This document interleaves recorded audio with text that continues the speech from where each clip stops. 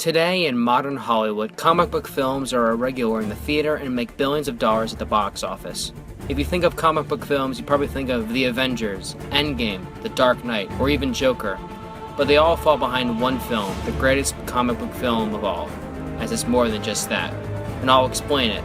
And that film is...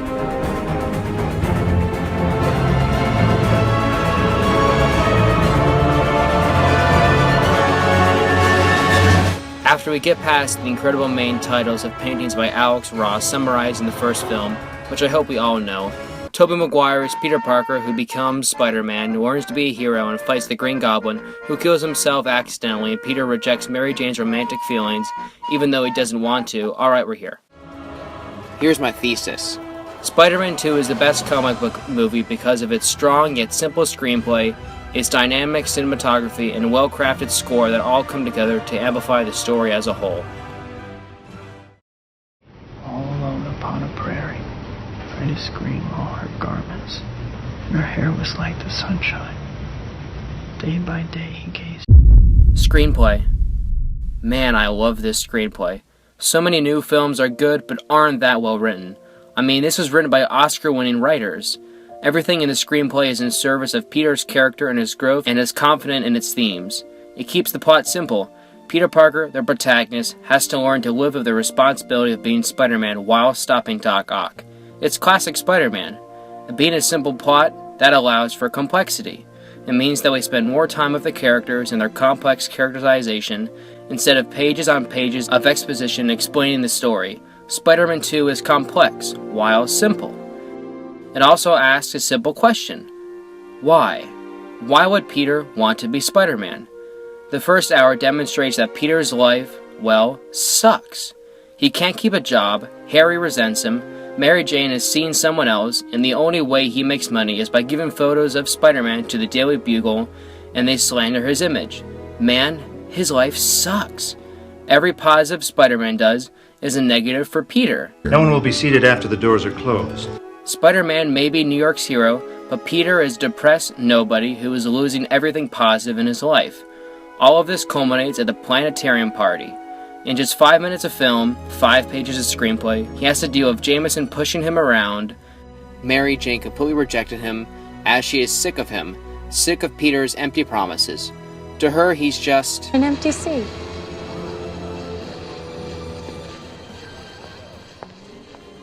Peter goes back into the party where Harry slaps him, and Peter then ruins another friendship. After that, still, Mary Jane has agreed to marry someone else. All of this are due to Spider-Man. Peter has reached his breaking point. 5 minutes of film, 5 pages of screenplay show how bad and depressing Peter's life is. So I'll ask again, why? I mean, he doesn't.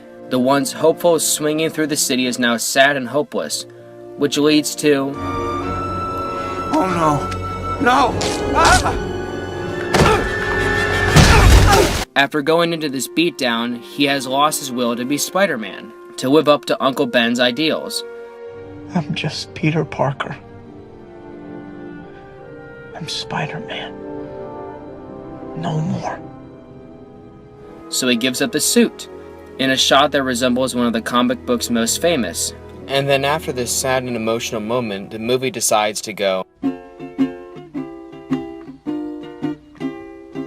Raindrops keep falling on my head, and just like the guy whose feet are too big for his bed, nothing seems to fit. I don't know how the screenplay manages to juggle the tone around like a beach ball, but it works so well. But enough of this incredible montage. I would go on and say how Raimi and Sargent, the writers, made this film pretty adult for a comic book movie, showing how terrible life can be by being broke instead of shoving in countless action scenes. But Sori said I have a time limit, so I have to move on.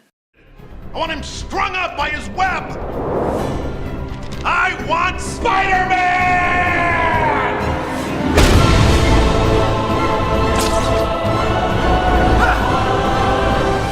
Cinematography. Most of the recent Marvel films have pretty boring camera work and color grading, like Civil War here. Boring. Not Spider-Man 2 though, absolutely not. Cinematographer Bill Pope and Raimi worked extra hard on making every shot count, not leaving any to waste. Each angle, whether it's looking up to show Peter giving away his suit, symbolizing how his responsibility has fallen, or one of my favorite shots, this one. So simple, a normal suit or a Spider-Man suit. Two choices, a simple shot, so much complexity. This shot, one of Peter's apartment, is a motionless medium shot, but shows how terrible his life is. Pope also loved harsh shadows, as he makes every face lit like it's night and day, and it draws us towards them. It gives us a golden hour look that has become common with Spider-Man. The camera also isn't meaningless, it's used to perfectly convey the emotions of the characters. When Peter has vertigo, we have it. When he can't see, we can't. When Peter is looking across the crowded rows at Mary Jane, we see that he isn't noticed by her, so he becomes lost in a crowd of people. The last scene I'll go through is Peter and MJ as they talk in the backyard. It starts in a wide, but as they start to connect, the camera continues to zoom closer. The shot reverse shot technique is used, and when MJ touches his face, it's an extreme close-up. But as they start to disconnect, the camera zooms back out, back to where it started, when MJ says, I'm seeing somebody now. The camera is so much more meaningful in Spider-Man 2, as it's not just showing what is happening in the plot. I mean, look at this shot, now this shot. So good. But it's not the last thing that creates a lasting effect on the film.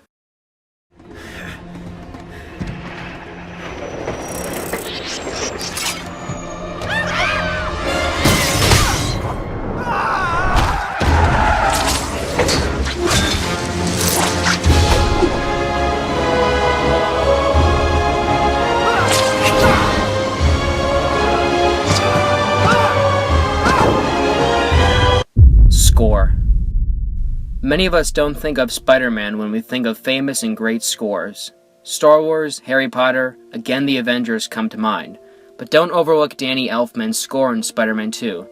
The main theme for Peter is called the Responsibility theme, which was introduced in the first film, Spider-Man 1. It was used periodically in the sequel, but in key parts. In the first movie, it was used in important scenes where Peter had to take some form of responsibility.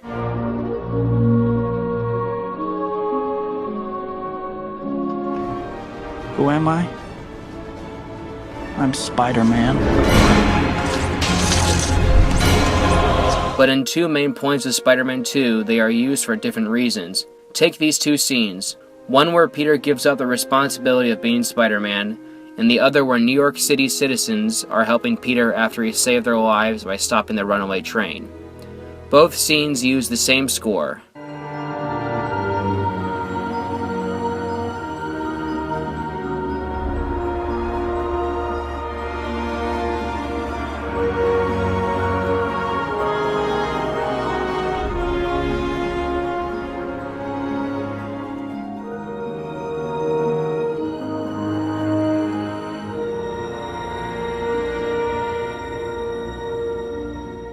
But they get different responses from the viewer.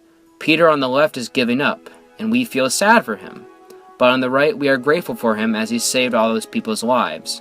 It's the same score that somehow eludes different responses, and shows how using the same little orchestra motifs can have such a lasting effect on an audience. It's annoying because I want to go into so much more detail about the screenplay, obviously, the old Hollywood-like cinematography, and Elfman's score, but I don't have time for that. I didn't even get to go into detail about probably Marvel's best ever action scene, the train fight, and its religious symbolism. Wow, connection! I also didn't even mention Doc Ock, one of the greatest sympathetic villains ever in film. It can't be stopped. It's self-sustaining now. I hope this shows all of you that comic book movies don't have to be all about action or comedy or moving a cinematic universe ahead in its agenda, but they can be about personal and realistic stories while also displaying complex themes. That's about it. Well,